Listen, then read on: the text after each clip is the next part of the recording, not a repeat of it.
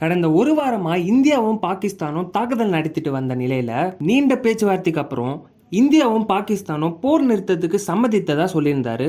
அதை தொடர்ந்து நிலம், வான், கடல் என அனைத்து வகையிலான தாக்குதல்களும் நிறுத்தியதா இந்திய வெளியுறவுத்துறை செயலாளர் விக்ரம் மிஸ்ரி தெரிவிச்சிருந்தாரு. பாகிஸ்தானும் இந்தியாவுடனான தாக்குதல் நிறுத்தம் அமலுக்கு வந்த உடனே அவங்களோட வான்வெளியை திறந்து விட்டுட்டாங்க.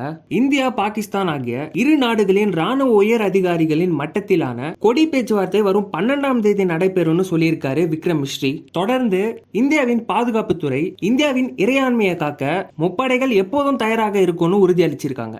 ஜம்மு, பூஞ்ச், அக்னோர், ரஜோரி உள்ளிட்ட இடங்கள்ல இந்திய பாகிஸ்தான் தாக்குதல் நிறுத்தப்பட்டதன் காரணமா இயல்பு நிலைக்கு திரும்பி இருக்கு. பாகிஸ்தானோட பயங்கரவாத தொடர்புகள் குறித்து ஐநா பாதுகாப்பு கவுன்சிலுக்கு ஆதாரங்களை வழங்க இந்தியா திட்டம் வச்சிருக்கு. இந்த நடவடிக்கைகளை பார்த்து உங்களோட தாட்ஸை கமெண்ட் செக்ஷன்ல சொல்லுங்க. மேலும் சட்டம் தொடர்பான செய்திகளை தெரிஞ்சுக்க நம்ம சேனலை சப்ஸ்கிரைப் பண்ணுங்க.